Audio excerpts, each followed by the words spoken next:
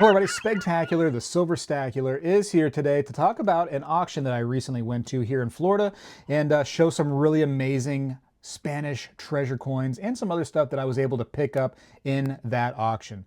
Quite amazing, some of these pieces. Some of these pieces went for a pretty penny, I will tell you right now. Not the cheapest stuff in the world all the time, but it is a cool experience. If you are a collector of US coins only, you may want to also consider stuff like the Spanish coins out there that basically were, right here in America prior to the US coins that you know and love, like your Morgan dollars and your silver dollars, your flowing hairs. This stuff was around here first. And, that's what I find so fascinating is it truly was America's first coins. In fact, I believe if you go to the Red Book of Coins, and I say I believe, but I know for a fact, and I'm just going to hit my red book like that into the camera, but there is actually a page off the beginning talking about some of the first coins of the United States, and this is the Red Book of Coins, the United States Red Book of Coins, I will say, and you can see the pillar dollar right there and some of the front pages, just because this was the first coinage, truly, of America.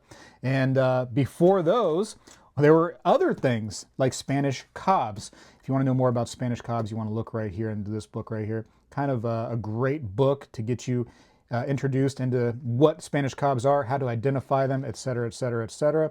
Not a very expensive book, easy to find, bada bang. But here is the auction book, and I'm going to show you some pieces that I purchased from the auction here in a moment. But you can see there is all kinds of stuff, some Spanish, some not. There's some US stuff in here too, but a lot of cobs, a lot of things. I went through the book as the auction was going, and I tried to put the prices that things went for here and there. So you might see some markings in the book, and that was just me trying to record what somebody paid for these pieces. I think it's just kind of a cool, I mean, they do this themselves too, but it was kind of cool to just go by and see what people were paying for what things. And it's an auction, so sometimes people end up bidding with their heart rather than with their brain, I feel like, with these things. It is what it is. We're all big boys and girls. We know what we're doing, I suppose. There was a lot of interesting talks prior to it. Some of it was in Spanish, so I couldn't really go to those ones. I don't speak much Spanish, no habla español. But I was able to go into a few things, and the 1715 Fleet Society was there, kind of giving a speech about the 1715 fleet, which I find amazing. NGC was also there, offering some sample pieces to people that had attended the auction. So you can see the Sedgwick and Associates LLC, auction 36 sample slabs right here. So had to be at the auction to get these. Kind of cool, little bonus there. But let me show you some of the pieces that I picked up. Some of this stuff will have like certificate of authenticities. I won't bore you with all that. I'm just going to go ahead and run by some of the pieces. So I was really interested in the shipwreck stuff there. That stuff, as soon as something lands into the water and stays there for 100, 200 years, for some reason it goes up in price. And I was like, wow, maybe I can't only get shipwreck stuff. I tried my best to get little pieces here and there where I could. I thought I did okay. I'll let you decide right here in the video. I'll also show you some pieces that I didn't get that I viewed while I was there, because you can view all the pieces prior to bidding on them. And there's just so much eye candy, ladies and gentlemen. Seeing those 80-pound, huge, I mean, way bigger than I can even show you on this screen, 80-pound silver bars from the Etosha that had been underwater for who knows how long, because the Etosha was 1600 something. So those things being under the water like that and finding rescue at some point, that's just so amazing to me. So amazing. So here is a really cool, it's either between the 1679 to 1684 time frame based on the design. And that sometimes happens with these Spanish cobs, is that they can use the designs of like the pillars and the waves and different things that kind of tell them on the pieces, hey, this was done from this time frame to this time frame, because a lot of times these things are so worn out.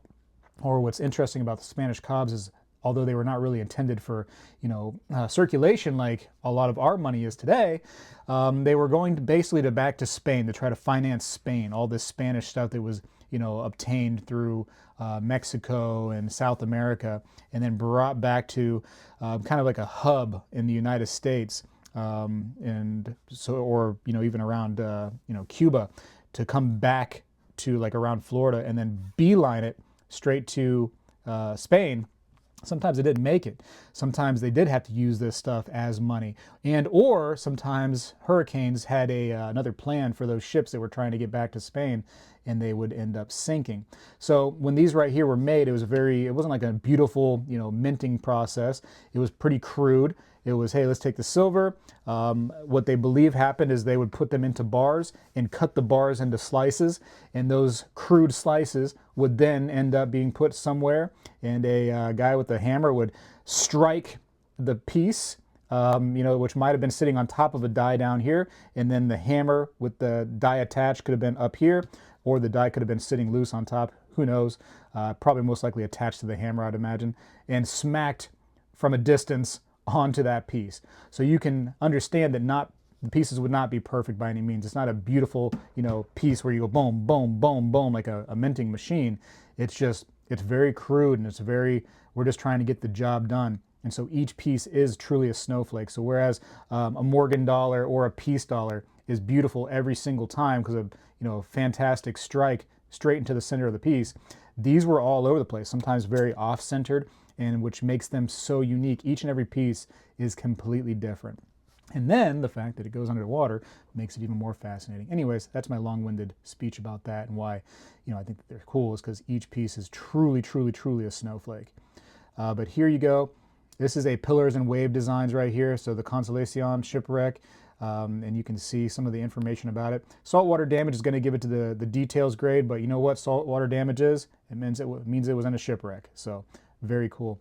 Hard to tell on this one what it is because of all the saltwater damage, but you can still see the Plus Ultra, which is the common kind of like it's called a logo for Spain.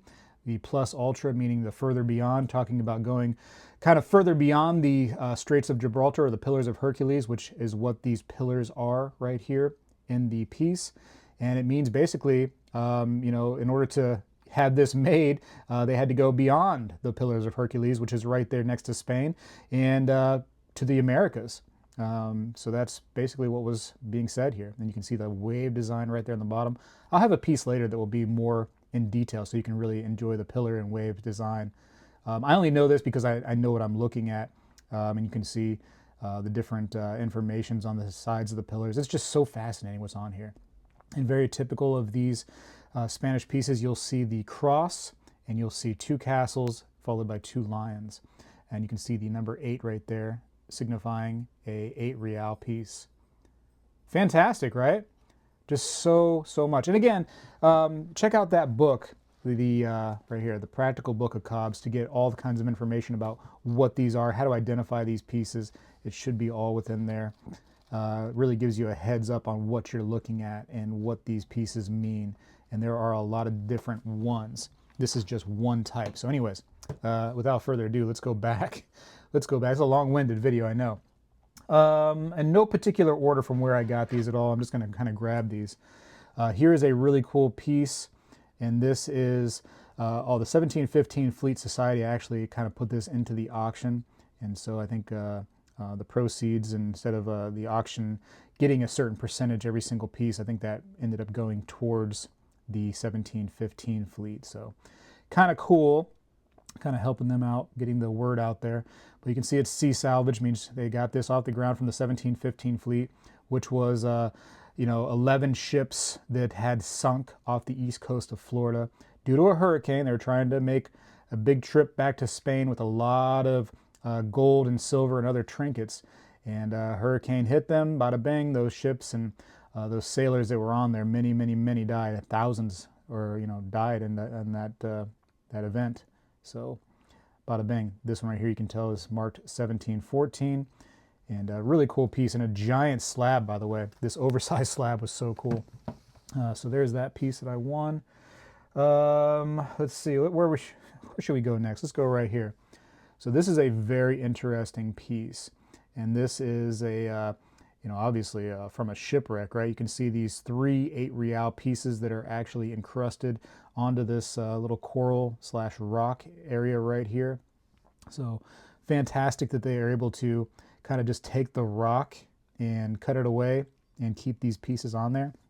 These pieces have been cleaned because some of the rock and probably sediment had kind of, formed over top of these silver pieces. But it's so interesting because the rock and the coral, being calcium based and very porous, is much, much lighter than these silver pieces. So when you hold the piece, you can feel all the weight wants to come towards these silver pieces.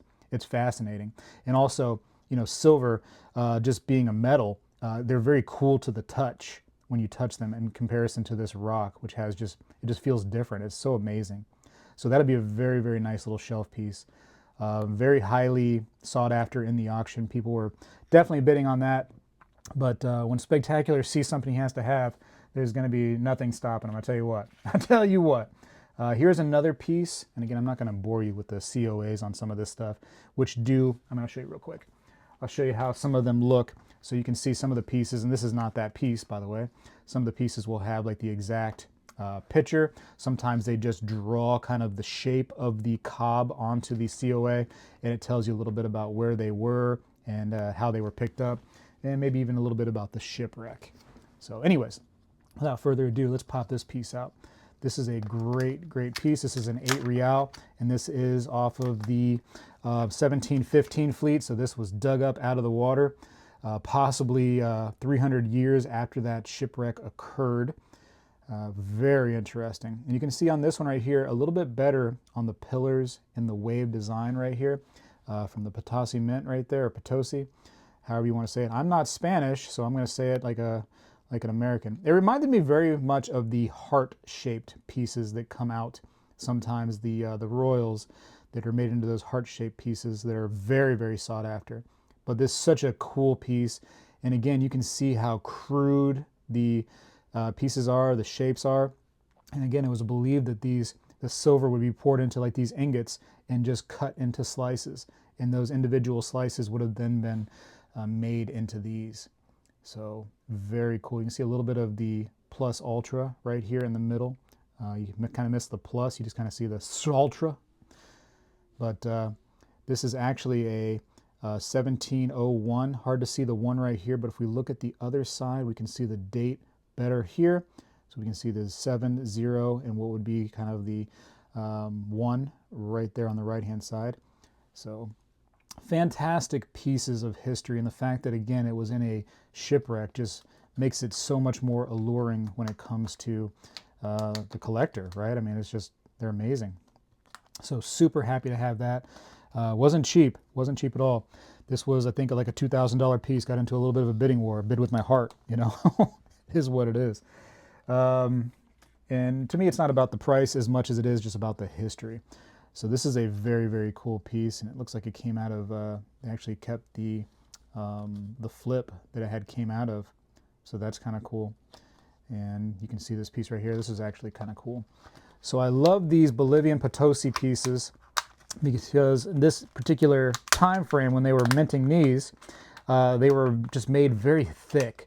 The ingot must have been just a nice little chunky piece, and so these are just very, they're much smaller. They're not quite as flattened as some of the other pieces that were much more early on, and they're just like thick little chunkers, and I love that so much.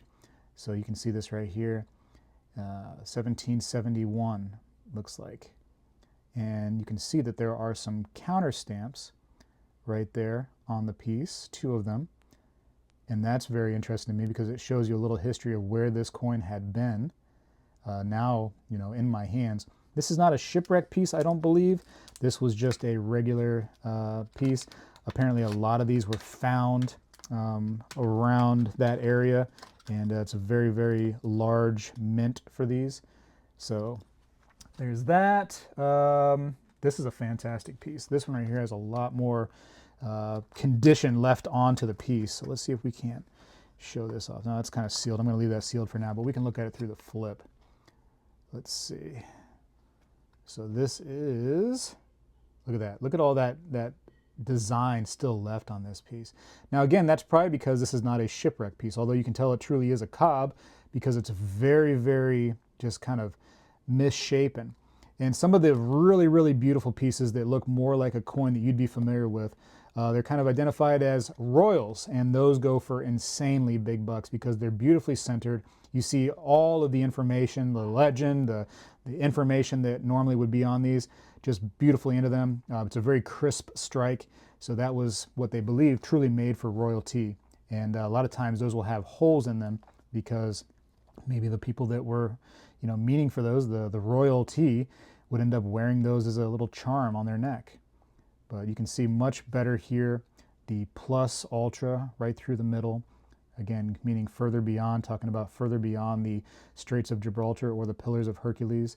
And that is the two pillars here on the left and the right with 8, again, 8 real piece right here. You can see the Potosi right here. And hard to see what's going on over here. A lot of times they would have Hispania or Rex over here. And you can see the wave design right there. You can see the year a little bit. So 16, it looks like 1690 something. It's hard to tell because it's far away from me. Let me see. What's on the back? Hard to tell, right? Hard to tell. But I have all the information elsewhere. We can go look it up. And actually what I could do is, this stuff is all in the book, so 637, what we can do is I can actually go to that auction book and I'll have a picture kind of forever to go by.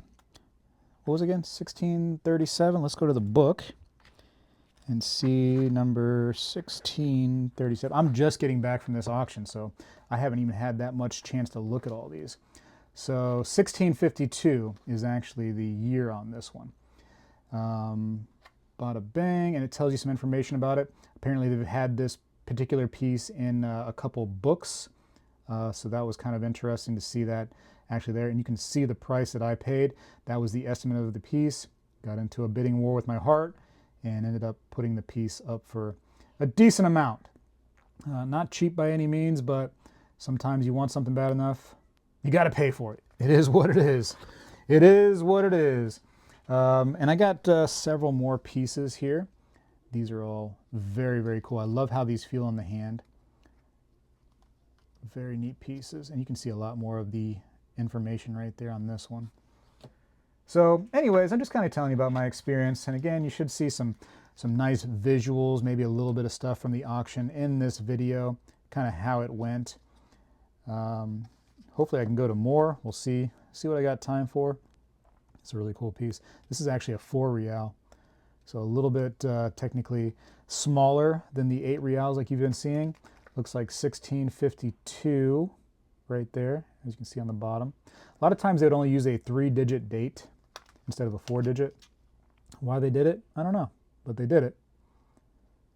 And you can see just this thing has been worn out. I believe this was in a shipwreck as well. I have the COA somewhere. Let me see if I can find it. Tell you what shipwreck it was actually in. I believe this is it right here. I believe that was the Concepcion, I believe. Let me see. Yes, I think so. I think so. No. Yes? No, that was something else. Anyways, it was in one of them. It was definitely in one. I forget what shipwreck it was. You know what? We can go back. You want to go back? Let's go back real quick to the book. So again, lot number 244. I'm going to go back to the book and tell you exactly what shipwreck it was in. Because wouldn't you like me to tell you? I'm sure you would. You're like, wow, spectacular. Actually, most of you are probably not even watching anymore because you're like, I only focus on U.S. coinage, and that is it. Anything else does not interest me, is what you're probably thinking right now and saying. The Capitana, sunk in 1654 off Chandui, Ecuador, it says. So there you go. It was on the Capitana. Now you know. And that's a 4 real. Less of a lover of the 4 real, although that's just me in particular. There was a lot of people there that loved the 4 real pieces that were bidding heavy on some of this stuff. So it just depends on the person, their interest, like any other coin. So here's another piece. And again, this is my favorite style right here, these little chunkers. I just love it so much. And again, every piece is a snowflake. As you can see, no two of these pieces are alike in any kind of way. Some of them are struck deeper, some of them are struck off-center, some of them are struck with you know, pieces of cracks and chips and stuff all out of them. And a lot of times too, this stuff, because it might have been, you know, handled by poor workers, or, you know, poor shipmates, or, you know, somebody who really was trying to get the up on the man, so to speak. Some of these pieces might have been chiseled a little bit on the side. And it's also why it's very important that they catalog the weight of these, which is usually around the 24, 5, 6, 7, 8 gram area, around that, because a lot of times these were, you know, little piece was taken off here and there, and you melt all that stuff down, and you're a little bit up that way, you know. Imagine doing that to a few of the gold pieces out there. The gold pieces, by the way, in the auction were quite beautiful. They go for, you know, $10, $20, $30,000 easily for those pieces. One of the pieces that I had my eyeball on that I thought I was going to win ended up going for close to $20,000. And I was like, you know, am I going to get the one piece, or am I going to go home with a few things? And for this particular moment, I really wanted a few really cool pieces to add to my collection. You know that if you watch my videos, I do have other shipwreck pieces, but now I can really add to that. This right here, you're probably going to see displayed on screen quite a bit. I actually had people offering to buy this from me immediately after the auction, and I'm like, nope, I really love this. The reason why I went there is because this is the first piece that I saw. These 3 8 reals stuck into the actual coral, and with the piece taken from the water like that. So I had to have it. I had to have it as is. And I don't know, that the price on that could have went wherever it was going to go, and I still would have probably ended up taking it home. But again, if you do have an interest in this stuff, get this right here, the Practical Book of Cobbs. It'll help you out. Go to one of these auctions, and you can actually have the author sign it, as I did right there. So, but they're very cool, and this is an example of some of the pieces that do very well. And I'll have a, you know, this has probably already been seen on the video. I'm going to put a lot of the imagery into the video that I saw there. But these heart-shaped pieces are typically very expensive, very expensive. You can see here how it has the 3-digit date only, and it's just very typical, and they're holed oftentimes, so they can be worn by likely royalty. But these are some of the most desirable pieces out there, those hearts right there. Anyways, hope you enjoyed the video. Something a little different, seeing Spanish treasure coins. But again, if you are into the United States stuff, like your peace dollars, your Morgans, things like that, think about this old Spanish stuff, because this stuff was in America well before your peace dollars and stuff were. So there's a lot of history here in the Americas, believe it or not.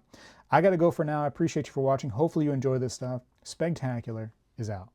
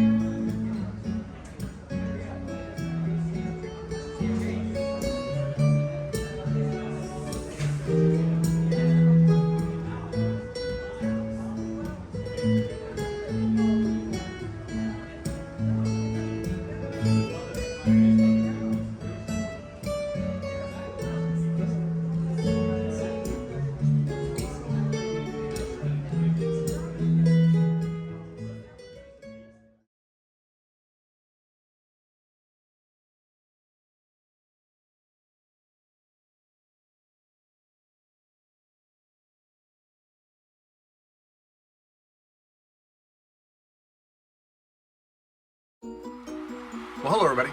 I seek to educate and entertain through my journey of collecting coins and stacking precious metals. I encourage you to subscribe and please stay with me on this journey. I am Spegtacular, the Silver Stacular. You know, when I was a kid, we did this every day in school, and I believe we need to bring this back a little bit, and I'm going to start right now. I pledge allegiance to the flag of the United States of America and to the republic for which it stands, one nation, under God, indivisible, with liberty and justice for all.